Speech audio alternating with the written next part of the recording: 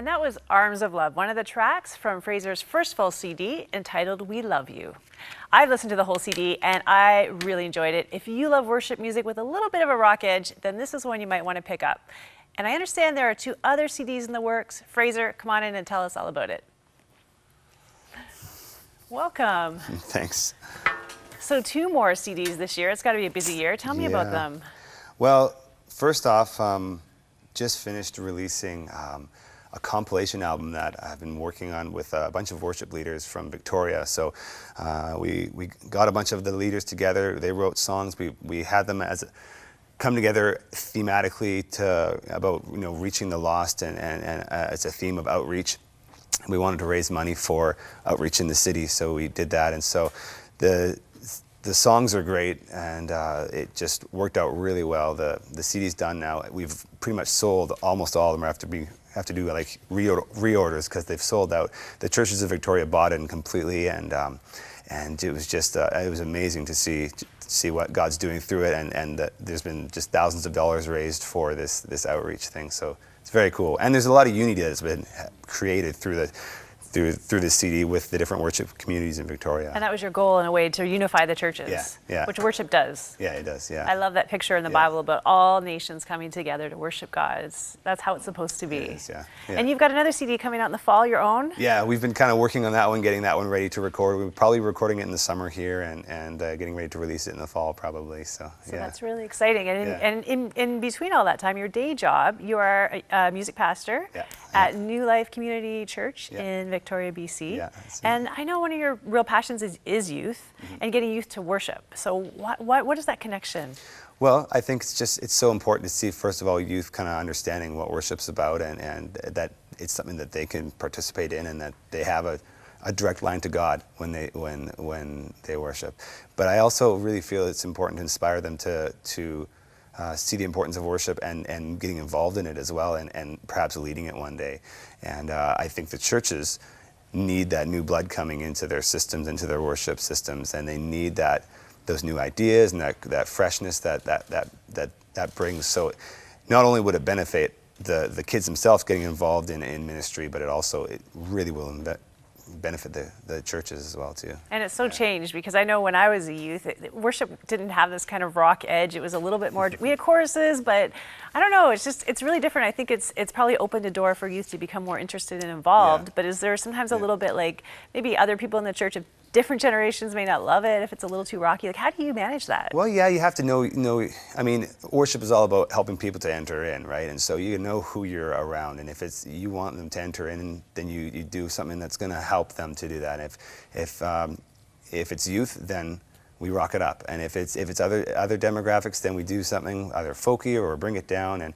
But a lot of the other generations are realizing that to engage the youth, they need to be engaged with something that's relevant to them, and musically, I think it follows suit. Yeah. It's a bit like a marriage, isn't it, a church, in the sense that sometimes you just don't always get what you want or what you'd prefer, and you have to prefer the other person or the other generation in this case.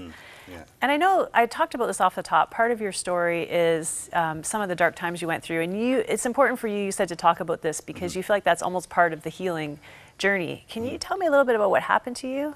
Yeah, well, just about over a year and a half ago, stuff just started going wrong in my life, and normally I'm a pretty happy person and joyful person, and there was just a series of events that seemed to, I felt like, what is going on here, God? And some of the things were things that just came out of left field, and other things were just, results of mistakes that I've made too, and it led to a dark time. I, for the first time, felt what it was like to not enjoy life completely, and it was hard to get up in the morning. And you called it depression, really? You felt like you suffered depression? Yeah, it felt like, and that was foreign to me, yeah. Was that clinical depression, or No, it was just really not enjoying life and just not wanting to get out of bed, and this was completely different for me, and it was a dark time. Yeah. And was it hard in a way? Like you said, some things happened to you, some things started going wrong. So, I think some of us are naive as people of faith. We think, when we give our life to Jesus and we become a Christian, it's all happy and joy and the birds singing, kind of like a Disney movie. But you weren't experiencing that. So did you kind of try to process that a little bit? Like, hey, God, you're a pastor too. You're in full-time ministry, so you're supposed to be. Well, I tried to tried to process that, but there was days when it didn't work to process that. And the only thing, I mean, my faith, I don't believe that my faith was shaken, and I know that God was watching out for me. There was a scripture that kept being spoken to me throughout the time of hardship, and it was from Luke 22, where it talks about how Simon was being sifted like wheat, and Jesus was praying for him that he would make it through, and that he would in turn strengthen his brothers, and Peter would go on to be a very fundamental part of the church. And so that was kept coming up, and people would kept reading that scripture to me. And so I realized that I was going through a dark time, and Peter was going through a very dark time at that time. When you think about it, he denied Jesus, his friend. Jesus went to the cross and died, and he had no way to make that right. He couldn't pray Jesus was a person to him, and Jesus was gone all of a sudden.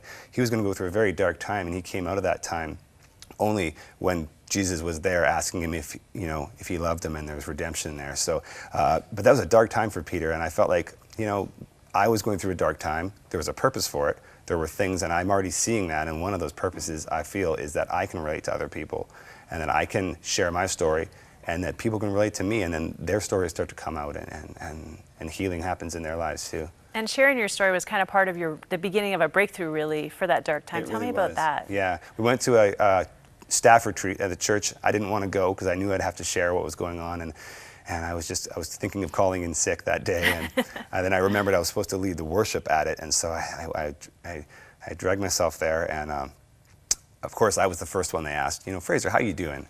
And I had the decision: do I smile, put on a pretty face, and say, oh, everything's great? Like a lot of us do sometimes, right? Yeah, well, I had been doing it up till then. And then I decided, no, it's time to get real, and I think these are some safe people to do it with. So I did. I just spewed it all out. People had their mouths hanging open because they're not used to me being, unjoyful. So it all came out, and that's when the healing started. They prayed for me. Things started, just words were spoken over me, and it was the road to recovery in a way. There was hard times. There still is hard times, but I can say I have more joy than I ever have too as well. Yeah. I love that because, I think sometimes it's really easy to get bitter against the church and judge the church as a whole because of the actions of a few or hurt feelings or whatever, and people do that. And I remember one time saying to God, I love you, but your church, I'm not so sure about. And it's kind of like saying to somebody, he says we're the body, he's the head. It's like saying, I love your head, but your arm and your leg is awful. You don't feel loved. And I could sense Jesus isn't pleased. So how did you kind of get past that? Because I know bitterness was part of your journey. Well, yeah, there was bitterness, and there was one morning or one Saturday night where I half poutingly said to my wife, I said, I'm not going to church tomorrow. See what it's like when I don't go, see if people appreciate me then or whatever. And she verbally slapped me in the face and said, stop being such a baby. And we all go through stuff. And so she was great through it, and she was a strong support. But yeah, you have to realize that the church isn't perfect. People aren't perfect.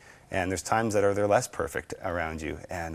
But Jesus loved the church enough to call it the church his bride, right? And so I've learned that, love's tough sometimes. Yeah. We have to do the same, absolutely. Yeah. Well, thank you so much for sharing your story. This went by way too fast. I would have loved to ask you some more, but you have another song you want to get ready for us. So go ahead and run off and to do your song. Sure, Yeah. And so if you are interested in getting Fraser's CD, you can go to our website and the e-store, which is crossroads.ca/store, or you can call 1-800-265-3100 and get your copy of We Love You. And not only is Fraser, a talented songwriter, singer, and guitarist, but he also has quite a list of other instruments he plays: drums, bass guitar, piano, trumpet, and we can't forget my personal favorite, the kazoo. I don't know why he didn't bring that today. It would have been awesome. But he's still amazing even without it. So let's listen as Fraser performs for us one more time with Take My World.